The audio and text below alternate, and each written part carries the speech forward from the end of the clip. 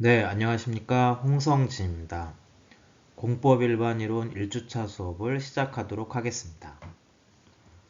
오늘은 첫 수업이니까 오리엔테이션 성격의 수업으로 공법 총론, 즉 헌법의 의 및 체계, 행정법의 의 및 분류, 그리고 관련 사례에 대해서 살펴보도록 하겠습니다. 오늘은 공법 총론 차시별 강의 계획, 레포트 제출에 대해서 말씀을 드리도록 하겠습니다. 공법 총론입니다. 우리 민법 제99조에서는 토지 및 그 정착물은 부동산이다 라고 규정을 하고 있습니다. 그러니까 부동산은 토지를 근간으로 주택 등 시설물을 가리키는 용어입니다. 이 부동산에 대한 법률 관계는 국가 및 지방자치단체와 사인, 이 사인이라고 하면 개인을 말하는 것입니다. 즉 국가 및 지방자치단체와 개인 간의 법률 관계를 규율하는 공법관계, 개인과 개인의 법률 관계를 규율하는 사법관계로 구분이 됩니다. 이 가운데서 공법 일반이론은 사법 일반이론과 함께 부동산 법화학을 위한 기초 학문이라고 할 수 있습니다. 다만 공법 일반이론은 부동산에 국한하지 않고 부동산을 포함한 공법 일반이론 전체의 내용을 탐구하게 됩니다. 이러한 공법 총론을 이해하기 위해서는 공법의 역사를 알 필요가 있습니다. 공법은 사법에 비해서 그 역사가 굉장히 짧습니다. 공법의 역사에 대한 그 시기적으로는 16세기에서 18세기, 이때는 앱솔루티즘에서 절대왕정, 절대주의의 시기입니다. 사상적으로는 왕권 신수설에 기초로 하고 있는데 절대적인 강력한 왕권을 중심으로 해서 영토 전쟁이 활발하게 이루어지는 시점입니다. 그래서 이런 강력한 왕권과 전쟁을 위해서는 막대한 재정적인 부담이 소요가 되는데 이를 뒷받침하기 위해서 경제정책으로는 농업이 아닌 상업을 우선시하게 됩니다. 이러한 경제정책을 중상주의 정책이라고 합니다. 이럴 때 중상주의에 따라서 막대한 부를 축적한 계층이 나타나는데 이를 부르주아 계층이라고 합니다. 이 부르주아 계층을 중심으로 해서 자유를 갈망하는 움직임이 나타나게 됩니다.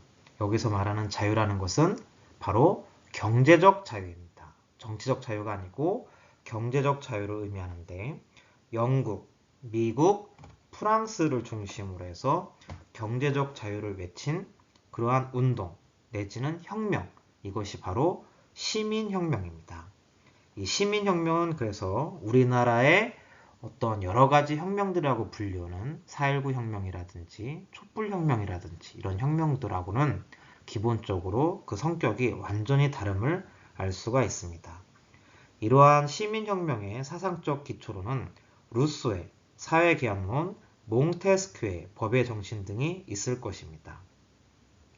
이러한 시민혁명으로 인해서 인치주의, 즉 사람의 명령에 따라서 행정이 이루어지는 인치주의 내지는 인치행정이 아니고 바로 법에 따라서 행정이 이루어지는 법치주의가 형식적으로나마 도입이 되었습니다.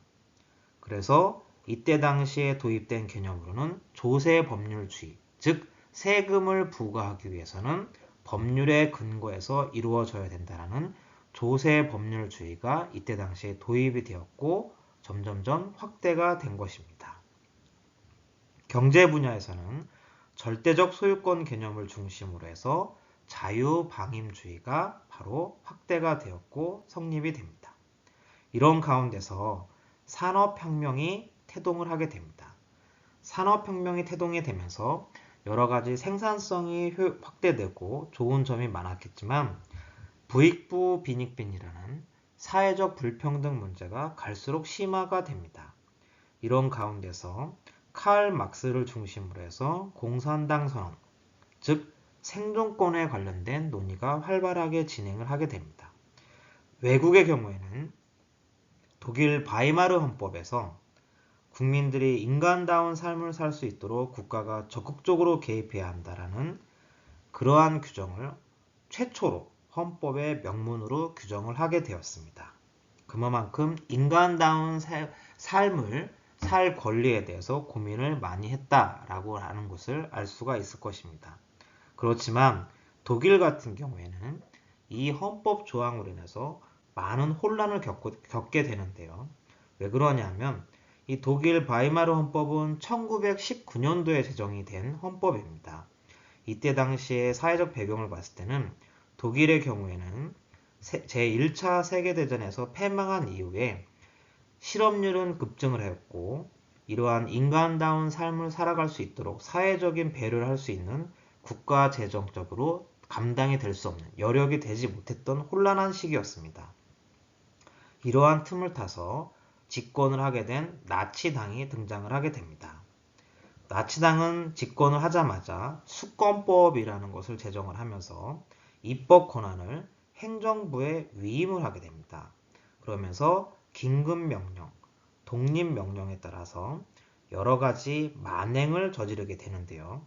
형식은 법에 의한 형식 행정이었지만 그에 따라서 수많은 문제를 노출을 하게 되는 겁니다. 이른바 형식적 법치주의의 문제가 나타나게 되는 것이죠. 제2차 세계대전이 끝나고 나서 오늘날 행정법의 창시자라고 불리는 독일의 법학자인 오토 마이어 선생께서는 바로 이 국가행정에 관한 이론을 정립을 하게 됩니다. 그러면서 국가행정, 즉 행정법은 법규 창조력, 법률의 우위, 법률의 유보가 있어야 된다라는 이론을 정립을 하게 되는데 법규 창조력이라고 하는 것은 국민의 권리, 의무에 관한 규율 권한은 대의기관인 의회, 즉 국회에서 제정을 해야 되는 거고 법률의 우위, 모든 행정작용은 법률에 위반되어서는 아니 된다라는 원칙을 말하는 것이고 법률 유보, 행정작용은 법률에 근거해서 이루어져야 한다라는 원칙을 말하는 것입니다. 즉 법치 행정이 이루어지는 것입니다. 오늘날의 경우에는 적극 행정, 복리 행정으로 인해서 그 행정이 더욱더 확대가 되고 있는데요. 이럴 때 모든 행정을 법률에 다 근거할 규율을 할 수 있을까? 그렇지는 않습니다. 그래서 여기서 파생된 이론이 바로 중요사항 유보사례입니다. 즉 중요한 행정에 대해서는 바로 법률에 근거를 두어야 된다라는 의미인데 무엇이 중요한지 이거는 케이스 바이 케이스로 접근을 해야 될 것입니다. 이럴 때 피르츠 베르너 선생 같은 경우에는 헌법의 구체화법으로서의 행정법이다 라고 해서 헌법과 행정법의 관계를 역설을 하고 있습니다. 현대 사회에서는 실질적 법치국가를 구현하기 위해서 헌법에 기본권, 자유민주적 민주국가의 원리, 위헌법률 심사제도 등을 규율을 하고 있습니다. 그래서 오늘날의 공법의 체계는 헌법을 최상의 규범으로 해서 법률, 시행령, 시행규칙, 조례, 규칙 등을 그러한 순서를 위계를 가지고 있다라고 할 수가 있을 것입니다. 공법이라고 하는 것은 결국엔 국가 및 지방자치단체와 사인 간의 법률 관계를 규율하는 그러한 법률이라고 할 수가 있는데 대표적으로는 헌법, 행정법, 형법 등이 있습니다. 다만 형법 같은 경우에는 국가에서 규율하는 범죄와 형벌에 관한 법률이기 때문에 이 공법 총론에서는 공법 일반 이론에서는 다루지를 않습니다.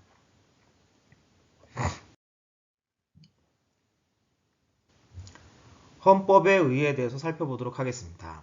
헌법은 국가의 통치조직과 통치작용의 기본 원리 및 국민의 기본권을 보장하는 근본 규범입니다. 과거의 헌법은 국가의 통치조직과 구성에 관한 기본법으로서의 성격을 가지고 있었지만 그 이후에 국민주권주의, 기본권 보장, 대의민주주의, 권력 통제 규범으로 확대가 되었고 오늘날에는 직접민주주의적인 요소, 사회적 기본권과 사회적 시장경제 질서, 헌법 재판제도가 도입이 되어서 실질적 법치주의를 형성을 하게 되었습니다. 자, 이 헌법은 이 해석이 중요한데요. 사비니에 의해서 4단계 해석 방법론에 따라서 문자의 의미를 해석하는 물리 해석, 헌법 제정권자의 주관적 내용에 따라서 해석하는 주관적 역사적 해석, 헌법 조문에 객관적으로 표현된 내용을 법체계 전체의 통일적 원리에 따라서 파악하는 객관적 체계적 해석, 헌법 제정의 목적이나 헌법에 내재하는 가치를 추구하는 목적론적 해석에 따라서 헌법을 해석을 하게 됩니다. 이러한 헌법의 해석 방법은 법률의 해석 방법과 동일하게 적용이 됩니다.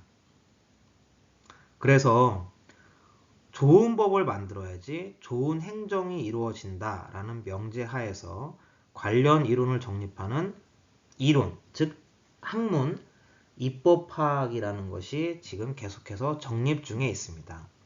입법학에는 법제의 기본 원리를 포함해서 규제 영향 분석, 비용 편익 분석 등이 포함이 됩니다.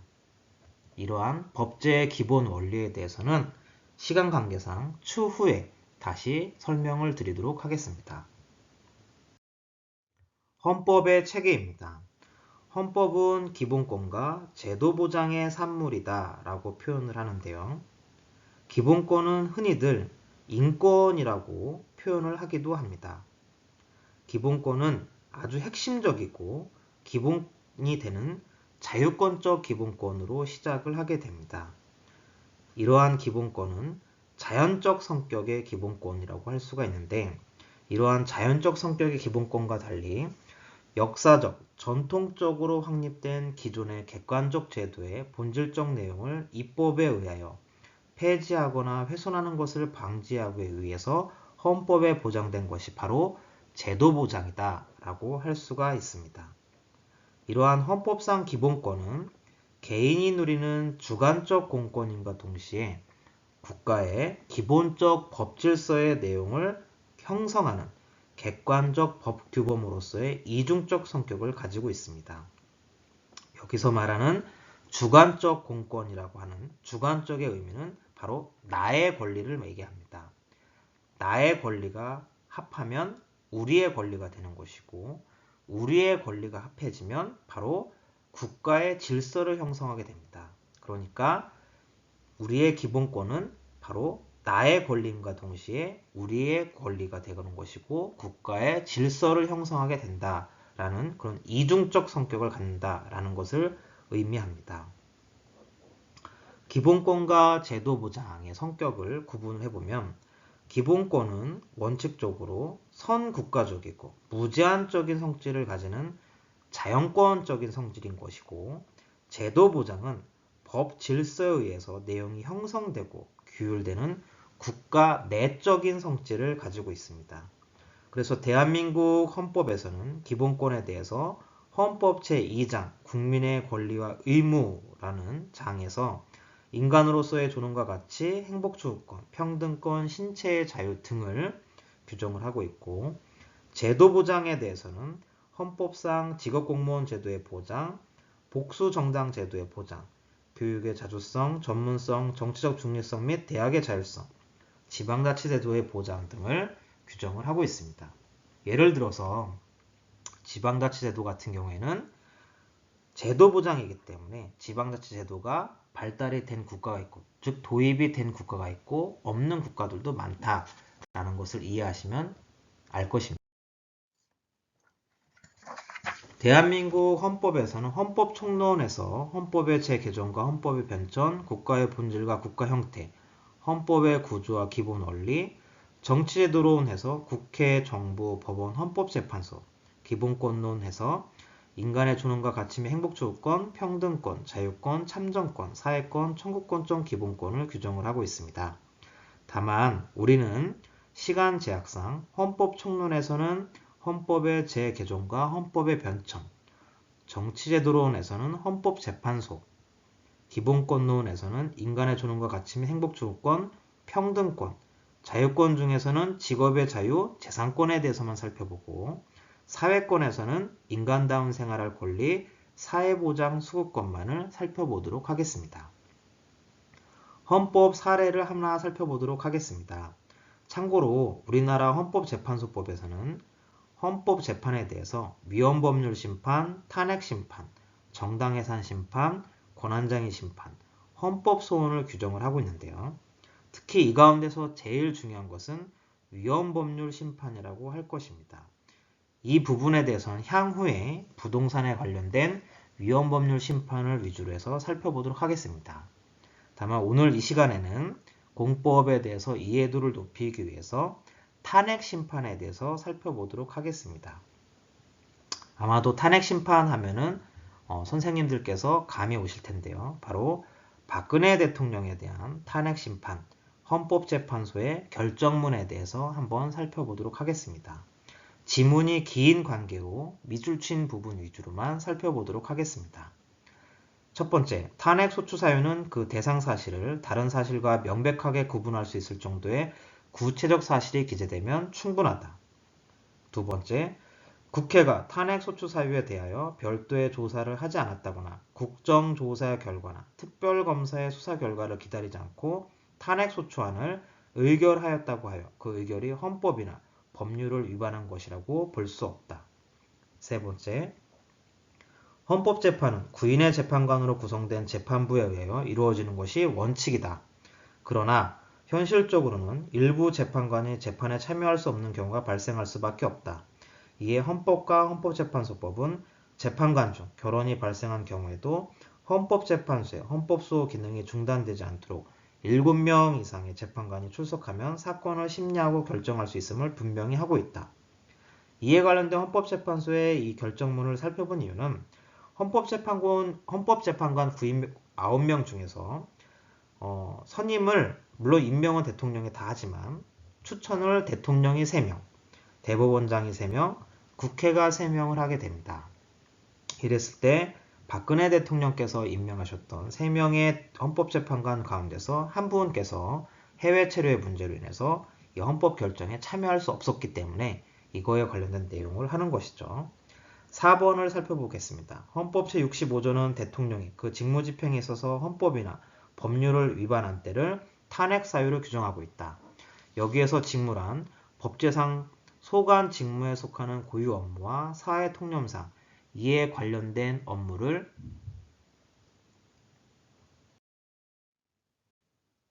말하고 법률에 근거한 행위뿐만 아니라 대통령의 지위에서 국정수행과 관련하여 행하는 모든 행위를 포괄하는 개념이다.